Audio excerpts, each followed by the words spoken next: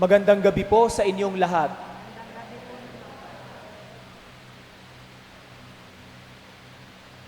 Papaano nyo ba masasabi na mahal kayo ng inyong mga magulang? Ano ba ang ating gauge na sasabihin nating mahal ako ng nanay ko at ng tatay ko?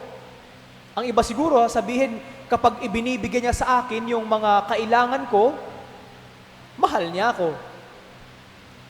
Pero maliban lang doon sa pagbibigay, sa papaanong paraan pa natin masasabi na mahal tayo ng isang tao? Maliban sa positibong gawain, madalas ang paggawa ng isang negatibong gawain ay isang pagpapakita rin ng pagmamahal. Ano po ang ibig kong sabihin? Ako at ang aking kapatid na babae, nung maliliit kami, ang paraan ng pagdisiplina sa amin ng nanay namin ay pinapalo kami ng sinturon. Nung maliliit pa kami, pinapalo kami ng sinturon. Bago ka paluin, luluhod ka muna sa harapan ng altar at iuunat mo ang iyong kamay. Tapos papaluin ang sinturon. May mga pagkakataon na itinatago ko yung aking sinturon para hindi kami mapalo. Ang ginagawa ng nanay namin, kumukuha ng tingting. Mas masakit pala ang 5 piraso lang ng tingting kaysa yung buong tingting na ihahampas sa'yo. Doon ko lang na-realize yun.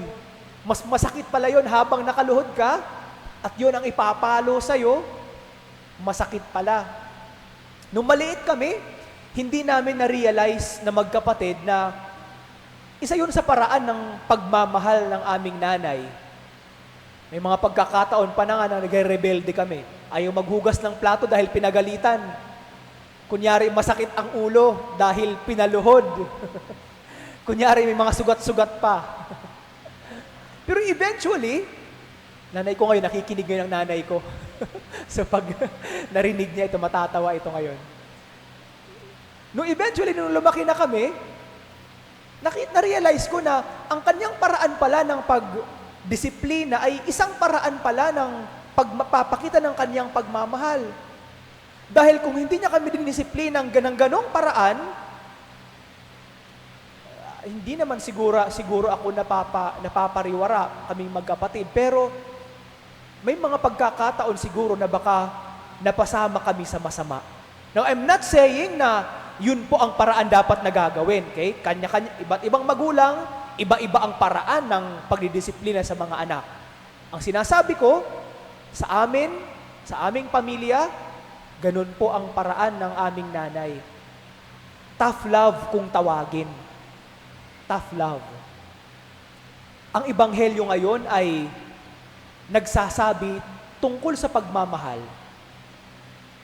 At ang pagmamahal pala, may mga pagkakataon na para sa taong minamahal mo, kailangan mong gawin yung mga bagay na kahit ayaw mo silang masaktan, pero kailangan silang masaktan. Dahil kailangan mong sabihin yung mga salita o mga bagay na makakasakit sa kanila, pero ang intensyon, hindi upang ipahiya o ikondena sila, kundi upang tulungan silang magbago. Yun po ang ibig sabihin ng ebanghelyo na sa sinabi ni Jesus. Kapag mayroon kang kapatid at may nakita kang pagkakamali niya, kausapin mo siya ng sarilinan. Lapitan mo siya, sabihin mo sa kanya. Papaano mo lalapitan na sasabihin sa isang tao ang pagkakamali niya? Hindi mo ito sasabihin sa isang tao na estranghero sa'yo. 'Di ba? Mahihiya tayo. Kapag ang isang tao hindi mo kilala, hindi mo naman siya lalapitan at sasabihin, uy, mali ka sa ganito. Ginagawa mo ito at ginagawa natin ito sa mga taong malapit sa ating puso, kapamilya, kaibigan. Hindi mo pwedeng sabihin sa isang tao na magkaibigan kami kung hindi mo siya kayang pagsabihan ng kanyang mali. Anong klaseng pagkakaibigan yon kung kahit ang kanyang maling ginagawa, sumasang-ayon ka. Isang pagkakaibigan na mapupunta sa masama. Ang sinasabi sa Ebanghelyo ni Jesus, hindi upang ipahiya yung isang tao na nagkamali, kaya kailangang humanap ka ng 2 tao na magiging saksi sa sinasabi mo. O di kaya ihaharap sa buong simbahan at sasabihin kung ano yung pagkakamali ng tao. Hindi upang ipahiya. Hindi. Para kay Jesus, ang paggawa ng ganito, ang intensyon ay upang mabago yung tao. Ang intensyon ay dahil mahal natin ang ating kapatid. Hindi dahil ikokondena, hindi dahil gagantihan, hindi dahil nagmamagaling tayo. Hindi po. Para kay Jesus, responsibilidad natin bilang tao sa ating kapatid ang pagsabi sa kanya kung ano ang kanyang pagkakamali. Kung nakinig tayo sa unang pagbasa, ganito po ang pagsasabi ng Diyos kay Ezekiel.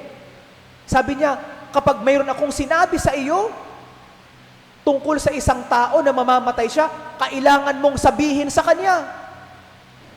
Kapag siya ay namatay at hindi mo sinabi, ang sinabi ko sa kanya, mamamatay siya, pero ang kanyang dugo ay nasa iyong mga kamay.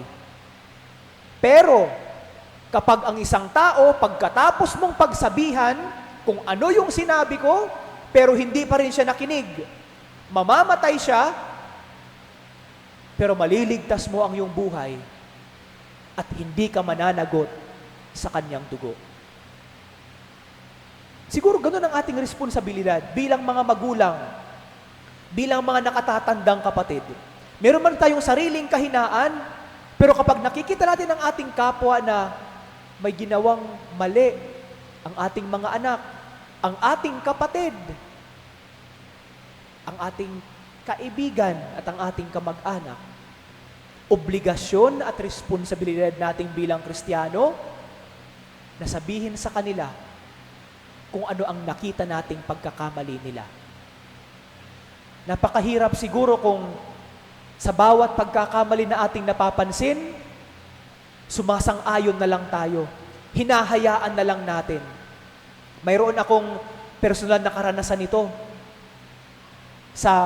I think naikwento ko na ito sa dati kong parokya, dahil yung mga lolo at lola, dependent sa kanilang mga apo at mga anak na nagtratrabaho sa isang kumpanya ng mina, sila ang nagbibigay, nagtutustos ng kanilang pang-maintenance, ng kanilang pagkain. Kahit alam nila na sinisira ang kanilang isla, nasisira ang kanilang isla at nakikita nila ang pagkasira nito. Pero wala silang magawa. At ang sabi nila, papaano kami magsasabi sa mali kung sila ang nagpapakain sa amin? Sa isang banda may punto sila. Pero sa isang banda din, obligasyon din nila na sabihin kung ano ang nakikita nilang mali. Yun din po ang ating obligasyon at responsibilidad. Sa ating buhay bilang Kristiyano, hindi pwede na magiging bulag tayo sa pagkakamali sa iba. Hindi pwede na hahayaan nating manaig ang kasamaan dahil ayaw nating magalit sa atin, yung tao, dahil takot tayo, dahil nahihiya tayo. Kung totoo mong kaibigan ng isang tao, maiintindihan niya at magpapasalamat siya sa sinasabi mo at pino-point out mo na pagkakamali niya. Kung mahal mo ang iyong pamilya, mahal mo ang iyong anak at ang iyong apo, sabihan mo sila sa nakikita mong mali at nalalaman mong tama na kailangan at dapat nilang gawin. Mga kapatid, sa linggong ito, simpleng pagninilay, pero kung ating palalalimin pa ng konti ang ating pag-iisip, makikita natin na Maraming pagkakataon na hinahayaan na lang natin na ang kasamaan ay manaig. Anyway, yun naman ang trend ngayon. Hinahayaan na lang natin. Pinalalampas na lang natin. Yun yung mga pagkakataon na sumasang-ayon tayo sa kasamaan. At yun yung mga pagkakataon na ipinagpapalit natin ang kabutihan.